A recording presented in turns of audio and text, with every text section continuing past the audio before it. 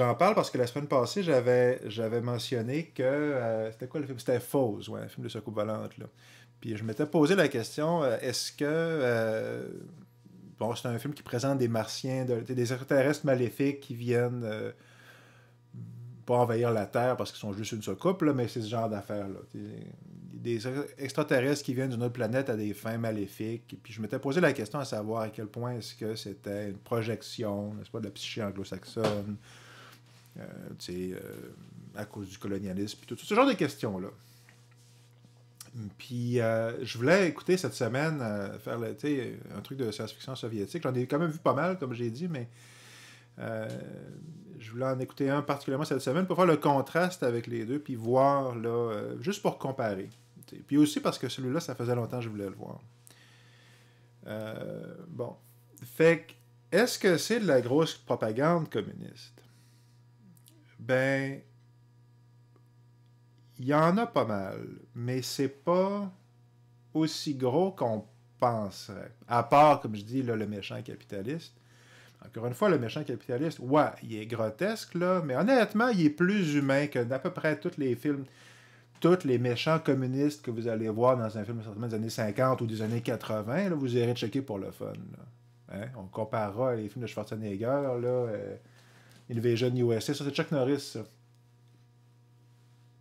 C'est des caricatures grotesques, là, sont méchants par pur plaisir de l'amour de la méchanceté. C'est pas plus subtil. Hein. Comment est-ce qu'on reconnaît les trucs idéologiques là-dedans? Il y a des trucs qui font clairement communistes dans le sens, il y a une religion sur l'autre planète, mais c'est la religion de la raison. Il n'y a pas de Dieu, c'est la raison. On a un thème là. On a donc le méchant capitaliste, on a le peuple qui se fait manipuler, puis ça, je vais y revenir.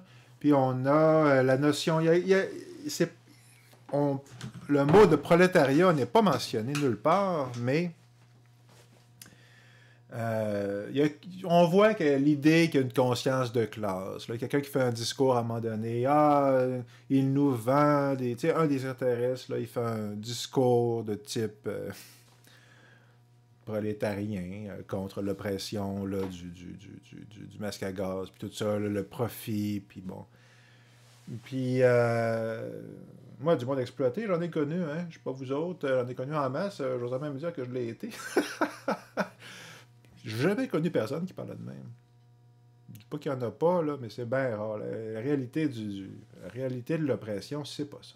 La réalité de l'oppression, souvent, c'est une forme d'acceptation plus ou moins résignée. Bon, en tout cas, moi, à mon avis. Fait que, quand on voit là, le héros qui se soulève contre l'oppression, puis il va mener une révolution, qui fait un discours proto-révolutionnaire, on est en face d'un lieu commun idéologique, en fait, qu'on retrouve autant chez les communistes que chez les capitalistes. Hein. Ça, c'est assez fréquent, je pense, là, dans les films américains, là, que le peuple opprimé, généralement par les communistes, évidemment, va se lever contre le joug de l'oppresseur. Bon. Mais bon, fait qu'il y a des trucs comme ça. Mais un truc que j'ai trouvé intéressant, puis j'ai vraiment pas la réponse à ça, ben c'est justement l'idée que le peuple est manipulé. Puis il y a une séquence vers la fin, puis j'achève en passant pour ma vidéo, mais il y a une séquence vers la fin de la vidéo, du film, où est-ce que le méchant capitaliste va engager, il demande à un de ses sbires là, de craquer la population contre les humains qui viennent arranger la pollution, parce qu'évidemment, c'est mauvais pour son empire commercial. Fait que, les humains viennent pour empoisonner notre eau, etc. T'sais. Puis ça marche pas finalement, mais ça rase de marcher. Bon. Puis j'ai trouvé ça intéressant parce que la semaine dernière, je disais justement que ça me semblait un reflet idéologique anglo-saxon. J'avais parlé tout le truc à Edmund Burke. Une réflexion sur la Révolution française. L'idée, encore une fois, puis je reviens là-dessus, c'est que, c'est ça, 20e siècle, c'est la Révolution russe qui domine la psyché. Le 19e siècle, c'est la Révolution française. Puis la Révolution russe, c'est une suite de la Révolution française. Le deuxième n'est pas possible sans la première, pour un paquet de raisons. Mais c'est ça. Puis, est-ce que le fait que, encore une fois, il y a ce mème, là, cette idée, ce lieu commun de la foule se fait manipuler, euh, le fait qu'on est dans un film soviétique, est-ce que ça prouve finalement que c'est plus profond que juste... qu'est-ce que ça nous dit? La semaine passée, je disais que c'était peut-être un truc de culture anglo-saxonne. Bon, ben clairement, il n'y en a pas le monopole. Hein? Particulièrement si l'autre empire mondial a dit la même chose. Bon, soit ça invalide complètement mon idée de la semaine dernière, ça se peut. C'est très possible. Mais peut-être que c'est pas ça. Peut-être que c'est, comme on dit, plus subtil et nuancé que ça. Je le sais pas. Puis, je trouvais ça intéressant parce que la propagande des États-Unis puis la propagande soviétique, ils s'aident mutuellement, en fait. C'est un peu comme un peu comme Coke contre Pepsi dans les années 80. Moi, quand j'étais petit, on voyait assez souvent des annonces qui disaient... Des annonces de Pepsi qui disaient que Coke, c'était une abomination qui brûlait ta gorge, là. Puis l'autre qui disait que Pepsi allait vous rendre stérile et aveugle. Genre, là, tu sais. Puis, tu sais, une annonce de Pepsi qui montre que Coke, c'est pas buvable, et inversement. Puis ce que les films de marketing ont découvert, c'est que dans les... Quand une annonce de Coke disait que Pepsi, c'était pas buvable, les ventes de Pepsi augmentaient. Et inversement, quand Pepsi faisait une annonce qui critiquait Coke, les ventes de Coke augmentaient. Puis en fait, ce qu'ils ont réalisé, c'est que critiquer l'autre était... parce que les deux se critiquaient, les deux étaient avantagés par cette guerre-là, cette guerre idéologique entre Coke et Pepsi. Puis...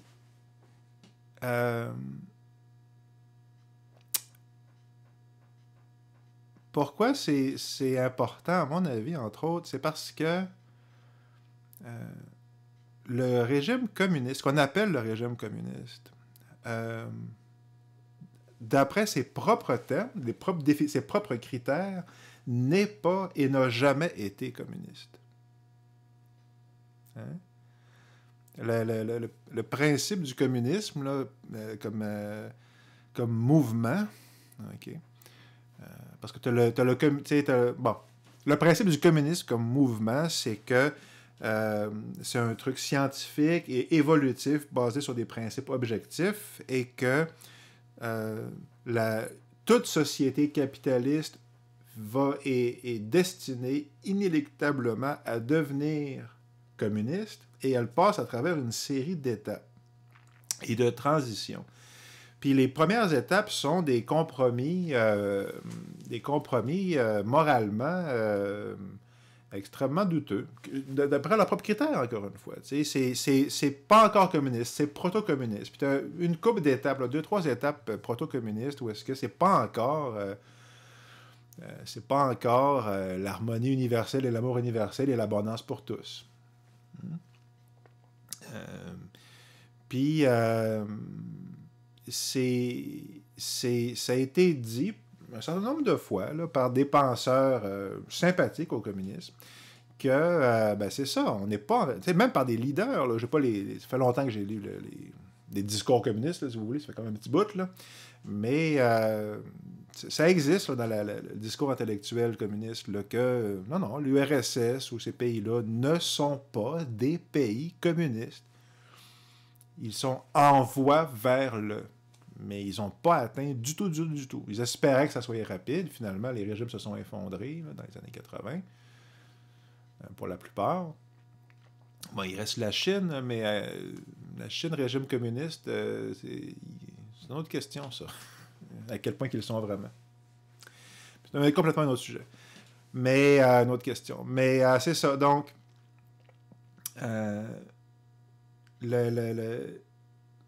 pour le régime soviétique, qui est pour la Russie soviétique, okay. Parce que l'URSS, en vérité, c'est la Russie qui domine un certain nombre d'États satellites autour. dans l'URSS, puis les États satellites qui dépassent ça. Essentiellement, c'est la Russie, en vérité. T'sais. Bon.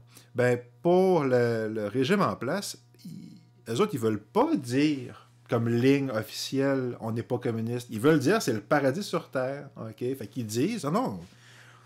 Fait qu'à toutes les fois que même si on retrouve dans leur discours que, dans les périphéries du discours, la pensée communiste, que l'URSS à l'époque n'était pas vraiment un État communiste, là, qu'il était dans les phases préparatoires à ça, mais qu'il n'était pas encore l'accomplissement du communisme, il était avantageux pour dire, le sommet du pouvoir, il était avantageux idéologiquement de dire que non, on est le communisme, on est le paradis sur terre du prolétariat, on est tout ça. Le paradis des travailleurs, là, tout ça. Puis pour les Américains de l'autre bord, qu'est-ce qui se passe? Ben, les Américains, eux, ils n'ont pas intérêt à dire oui, c'est terrible en URSS, mais c'est parce qu'ils n'ont pas encore atteint leurs objectifs. Parce que les autres, ils veulent dire que l'objectif lui-même est maléfique. Voyez-vous? Ils veulent dire que juste le fait de rêver au communisme est maléfique, essentiellement. Puis Jordan Peterson, pour ne pas le nommer, qui est très populaire présentement, quand il en parle, il y a beaucoup de bien. Ne me tirez pas la pierre, mais moi, j'ai beaucoup de bien dans ce qu'il dit, Jordan Peterson. Il y a beaucoup d'affaires intéressantes. Beaucoup d'affaires intéressantes. Quand il parle de beauté en particulier, c'est un autre sujet, mais je pense que ça, c'est crucial. La beauté en Occident, Jordan Peterson parle de ça, il y a quasiment personne qui en parle, c'est hyper important. Mais quand tu parles du communisme, à mon avis, à moi, de ce que j'ai vu, il est hyper premier degré. Puis c'est genre, ah non, c'est quasiment le partage, c'est mal. Ça sonne quasiment comme ça. Puis c'est un gars de bonne foi, Jordan Peterson. Mais, fait que je ne l'accuse pas d'être malhonnête, là, mais c'est pour dire à quel point le discours anticommuniste est primaire, si vous voulez, et même encore aujourd'hui, est très répandu. Puis je mentionnais ça parce que je parlais de la foule, puis c'est lointain d'un certain point de vue, mais c'est pour dire que c'est ça, les deux côtés, en fait, l'URSS puis les États-Unis, les deux côtés de la guerre froide,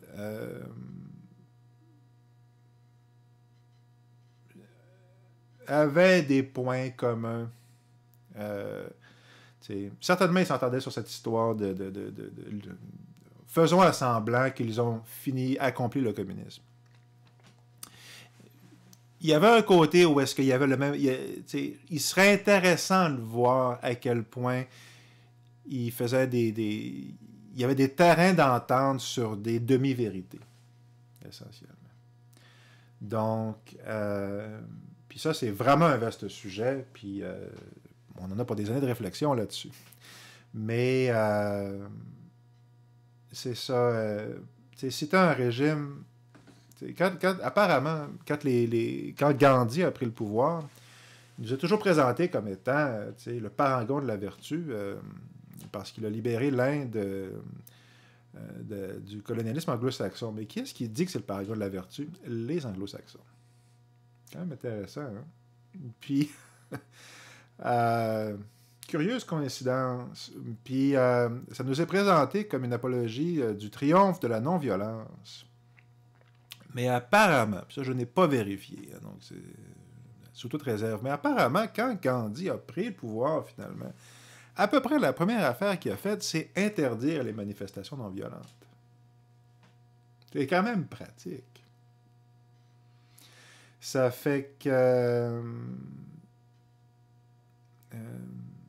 méfiez-vous des histoires qu'on vous raconte. C'est à peu près ça le but du truc. Fait que je vais finir en ce qui concerne la question idéologique. Puis là, je fais juste soulever les questions. Encore une fois, moi-même, manifestement, clairement, je suis en réflexion là-dessus. Je pense que c'est un sujet crucial parce que je pense qu'on est prisonnier des idées qu'on a. Je pense que c'est ça le problème de l'humanité aujourd'hui.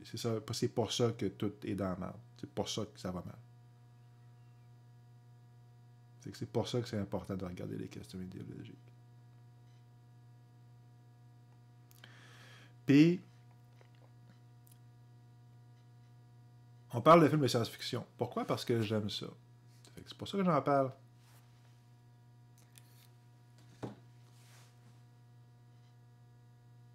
Puis je me disais tantôt, en prenant mes notes pour la vidéo, la science qui est présentée dans les films de science-fiction est pratiquement toujours fantaisiste. Hein? Il y a quelques films qui font l'effort de nous présenter des trucs scientifiques basés sur des observations scientifiques réelles ou des phénomènes scientifiques réels. L'exemple très, très classique, c'est « il n'y a pas de son dans l'espace ». Alors, de plus en plus, il est rendu assez fréquent qu'on voit des films de science-fiction, Firefly, la série télé, etc., où, oui, il y a des batailles dans l'espace, où on vole dans l'espace, mais il n'y a pas de son.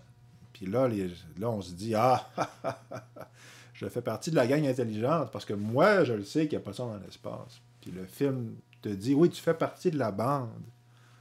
Nous faisons tous partie de la bande déjà, des gens scientifiquement qui comprennent qu'il n'y a pas de son dans l'espace. » Mais cette notion-là, déjà, de nous faisons partie de la bande est pas étranger au phénomène de l'existence des idéologies. T'sais, ce qui est réconfortant dans une idéologie, c'est que justement, tu n'es pas tout seul à la croire. C'est comme les religions, c'est la même affaire, en bonne partie.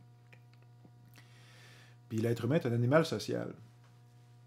Donc, il a besoin d'être avec des gens, puis il a besoin d'interagir avec des gens, puis d'être sur une base d'entente. Il a besoin de ça pour se sentir en sécurité.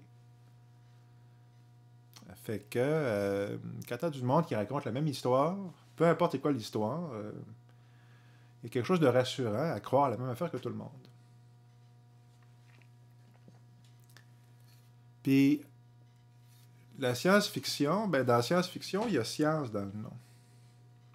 Puis on se dit, ben la différence entre la fantasy, par exemple, et la science-fiction, c'est que la fantasy, bon, t'as des elfes, t'as de la magie, puis dans la science, t'as de la science. Mais en vérité,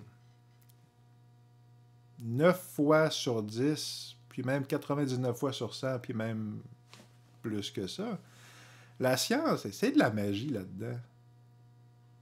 T'sais? Ah, j'ai inventé une greffe, une manière de greffer une deuxième tête sur un être humain. Ah, j'ai inventé une manière de... Je suis en train de lire Demain les chiens. J'ai inventé... avec une opération chirurgicale très sophistiquée, on peut faire que les chiens parlent. Dans l'île du Docteur Moreau, c'est le même principe. Ben, vous essayerez pour voir. Pas sûr que ça marche, moi. Tu sais, puis... bon, il y a des films comme Interstellar qui reposent beaucoup plus, là, que j'ai adoré, là, qui reposent beaucoup, beaucoup plus sur des préceptes scientifiques. Là, toute l'affaire de le temps s'écoule différemment à cause de la vitesse de la lumière, c'est super intéressant. Mais règle générale, la science qui nous est présentée dans à peu près tous les films de science-fiction, pas toutes, mais à peu près, c'est un concept fantaisiste. Okay. Ou une extrapolation fantaisiste sur une prémisse. C'est comme dans Star Trek, il y avait souvent ça. Puis c'est super bon, là. Moi j'adore ça. Mais c'est pas vraiment c'est pas scientifique, là. Puis encore une fois, qu'est-ce que ça veut dire, scientifique? Basé sur l'observation, de quoi qu'on parle réellement? Puis ce que je me disais tantôt, c'est... Chris, me disais-je, c'est à quel point le concept même de science-fiction, la science de science-fiction, à quel point ça, c'est pas idéologique. Parce que c'est l'idée de, il y a ce futur, la science, c'est rationnel. Puis parce que je mets mon univers dans... J'appelle ça de la science, puis j'ai un savant... Mon gars qui fait son rayon laser cosmique, ou sa soucoupe volante, ou peu importe, il porte un sarrau blanc, puis il y a des machines, fait que c'est basé sur la raison plutôt que la... Non. C'est pas vrai, c'est aussi fantaisiste que l'autre, c'est juste que il y a un univers fantaisiste qui est surnaturel, puis un univers fantaisiste qui est basé sur une sorte d'abstraction métaphysique qui est par définition pas scientifique. Fait que c'est juste une piste de réflexion,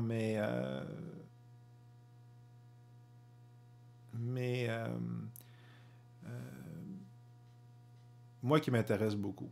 Puis, tu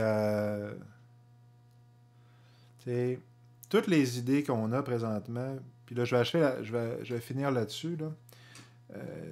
Tu sais, on a le capitalisme, on a la démocratie, on a, c'est ça, la démocratie parlementaire, les élections représentatives, etc. Puis on a l'idée maintenant que, tu sais, le capitalisme est post-national. Hein? Fait que, le capitalisme transcende les peuples et les cultures, c'est juste le bon. Fait qu'il y a plein d'idées comme ça. Puis,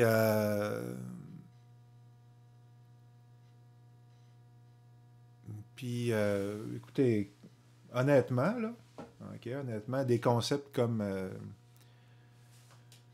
tu sais, ce qu'on appelle les politiques identitaires, là, puis on remarque qu'il y en a, que dans les discours actuels, il y en a des bonnes et il y en a des pas bonnes. Hein. Il y a celles qui sont considérées comme maléfiques, tout ce qui est culturel, c'est maléfique.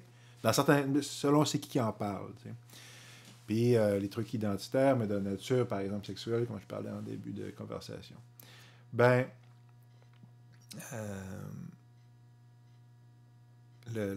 peu importe quelle position on prend par rapport à tel sujet ou tel sujet, le fait est que tout ça fait partie d'un tout, essentiellement. C'est ça, mon... Tu sais, Schumpeter, j'ai pas lu son livre, là, mais il y a un gars qui s'appelle Schumpeter, dont un ami m'avait parlé à l'époque, qui disait, ben c'est ça, la démocratie représentative est l'expression politique du capitalisme. C'est ça l'affaire. Puis,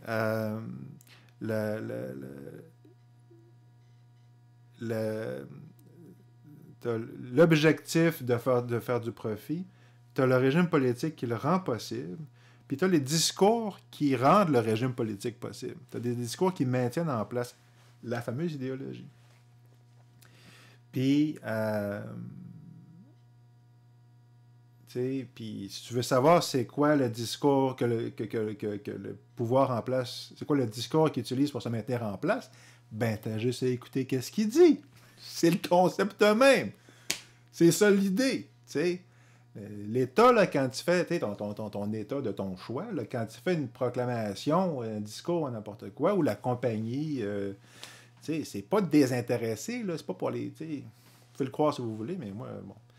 Fait que mon point est que la notion de progrès, le concept de science, OK, c'est quelque chose qu'on trouve qui est super important. Mais même les gens, puis le concept de raison, puis toutes ces idées-là, mais les gens parlent de raison, puis les gens croient à la raison, mais ça ne m'apparaît pas rationnel. Est-ce que c'est rationnel? Est-ce que le discours sur la science est scientifique? Est-ce que puis... voilà, etc., etc. Puis, bon. Fait que je vais m'arrêter là pour ne pas m'étendre trop longuement. Déjà que j'ai beaucoup parlé aujourd'hui. Mais honnêtement, j'ai l'intention d'en reparler dans d'autres vidéos, je vous préviens, parce que c'est des sujets, moi, qui me préoccupent beaucoup. Puis, c'est ça, on a souvent la réaction de se dire critiquer si je dis critiquer la science comme étant, il y a le concept de science comme étant idéologique, ou critiquer le progrès. Hein. Si tu critiques le progrès comme concept, ou quelqu'un qui se définit comme progressiste, mettons, puis tu dis, OK, qu'est-ce que tu es en train de faire réellement? Bon, ben, il y a comme la notion que ça veut dire que tu es contre le progrès, ça veut dire que tu es pour la réaction. Cette mentalité binaire-là. Ben, j'avoue ça humblement que c'est une réaction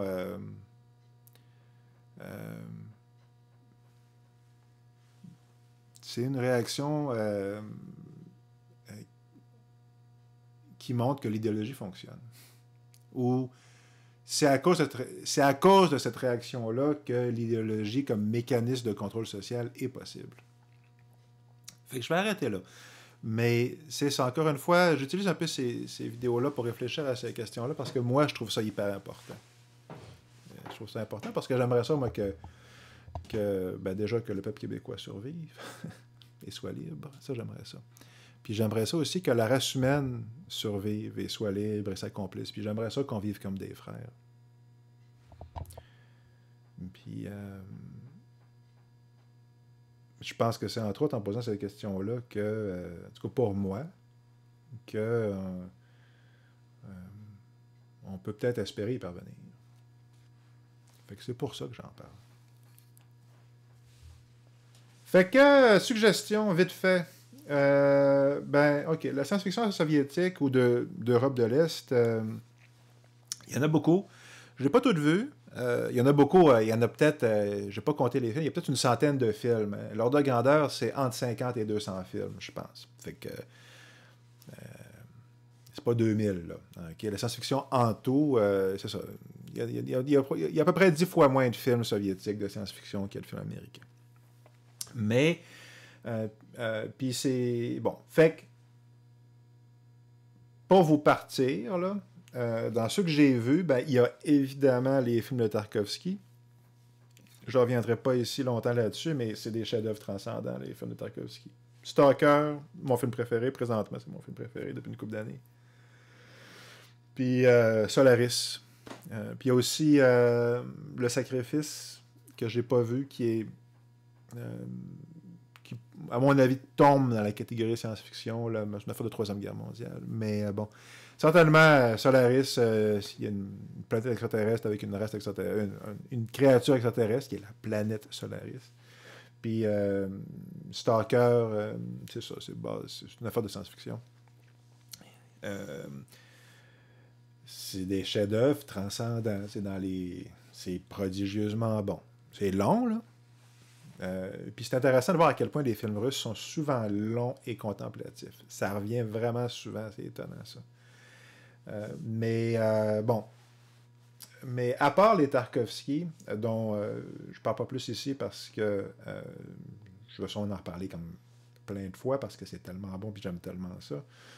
Mais il y a Aelita, le seul de ma petite liste ici que je n'ai pas vu. Aelita, c'est intéressant de comparer parce que c'est un film des années 20 ou 30 peut-être, mais c'est un film de science-fiction muet, russe,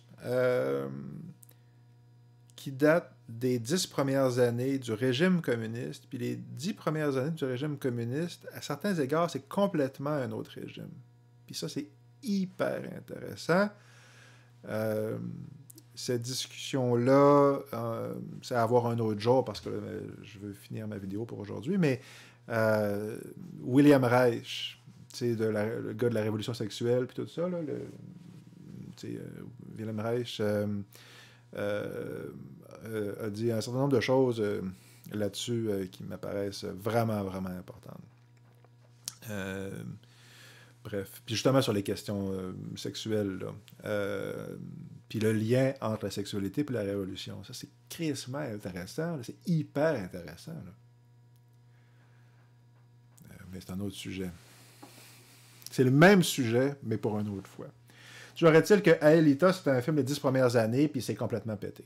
C'est complètement pété. Ça sent la liberté. C'est hyper créatif. Puis c'est avant que l'État prenne vraiment le contrôle idéologique de non seulement ce qui est présenté, mais comment c'est présenté. Puis, bon. Un autre film, dernier film d'Europe de l'Est, c'est Ikari XB1 de Tchécoslovaquie, début 60. Ça aussi, j'ai adoré ça. Ça se trouve sur YouTube, là, en version sous-titrée. Fait que c'est cool. Les images sont super belles. C'est un autre film avec une séquence. Même juste cette séquence-là, il y a une séquence de 10 minutes où ils trouvent eux aussi un vaisseau qui flotte avec des cadavres qui flottent à l'intérieur. Là. Une épave. Là, ça, c'est un morceau d'anthologie, cette scène, cette séquence-là. C'est malade mental. Puis, c'est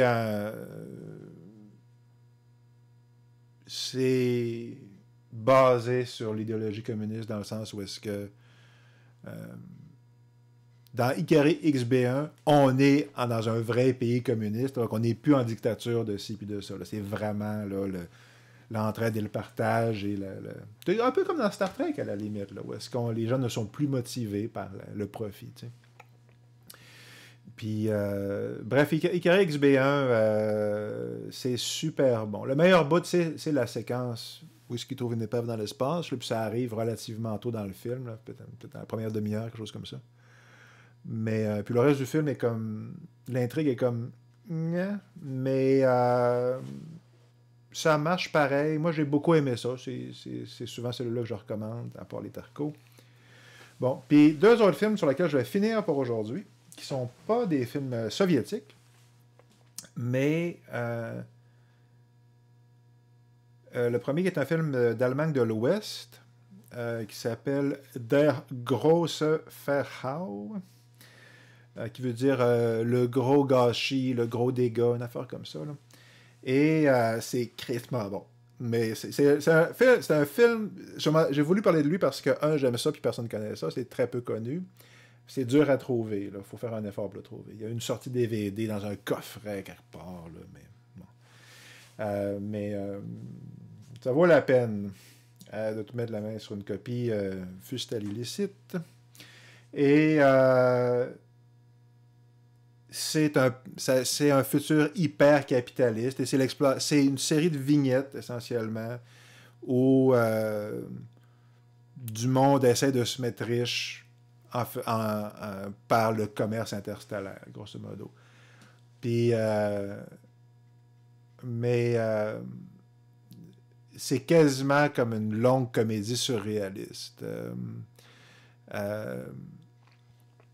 Puis ouais, c'est ça. C'est genre le vaisseau spatial, il fait quelque chose comme un vaisseau spatial à la taille d'une ville, mais il y a à peu près 15 pieds carrés où lesquels tu peux vraiment te promener à l'intérieur parce que c'est toute la machinerie. Puis quand il faut aller de la salle des machines mettons, à ta cabine pour dormir. Il faut que tu rampes, puis c'est hyper tortueux, puis tout ça.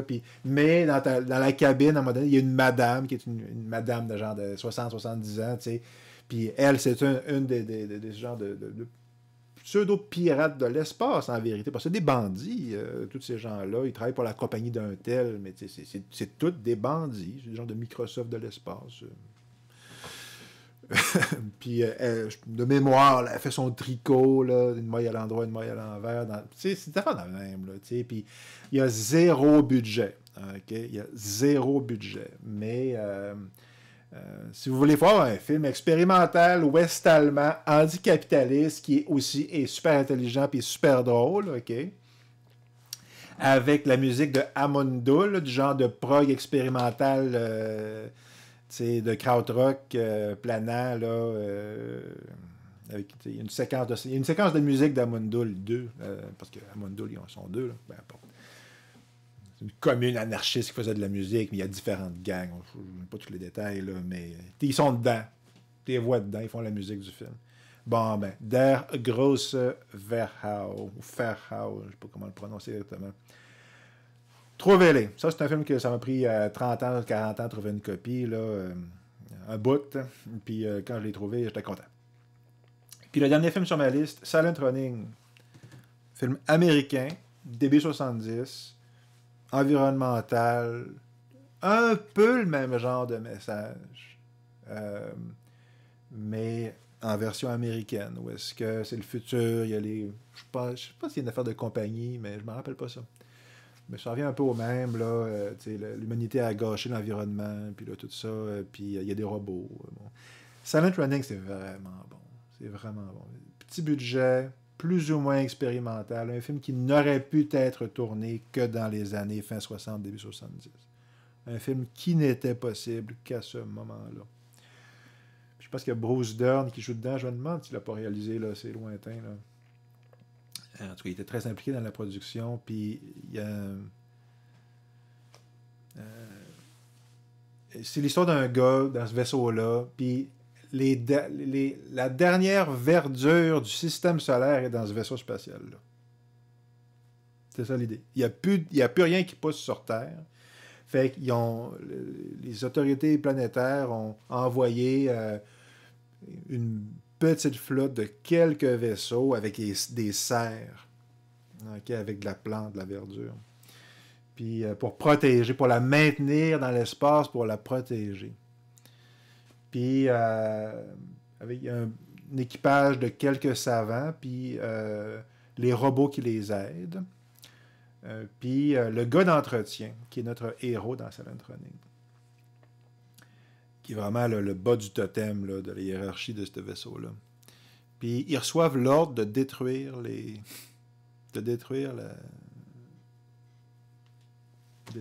plantes, puis de rentrer à la maison. Puis lui refuse, puis ça part de là. C'est tellement bon, Silent Running. Encore une fois, c'est petit budget, le rythme est...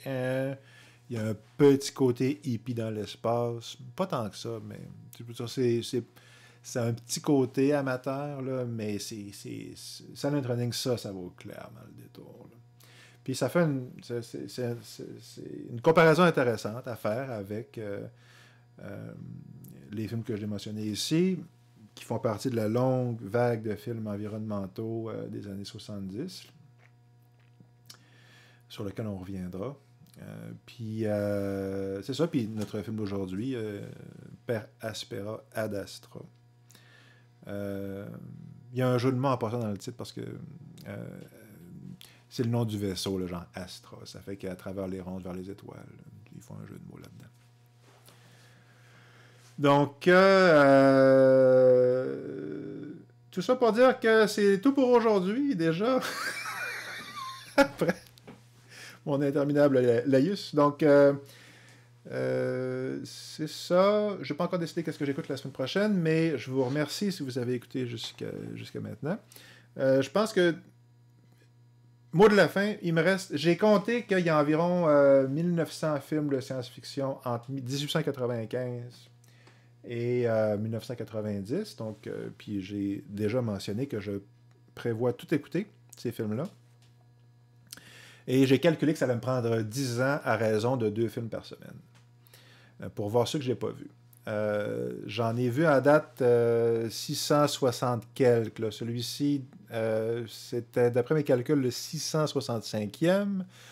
Le prochain étant le film de la bête, n'est-ce pas, le 666. Mais je ne suis pas certain qu'il n'y a pas des petites erreurs de calcul. L'ordre de grandeur, c'est j'en ai vu environ 660 et quelques. Et il m'en reste 1150 à peu près à écouter. Donc, ça se peut que j'écoute un film brésilien la semaine prochaine. Un de mes amis m'a suggéré, j'oublie le titre, là, mais puis en plus, en étant dont j'avais jamais entendu parler. Fait que, on le verra dans le futur. Pour l'instant, comme toujours, portez-vous bien. La vie est belle.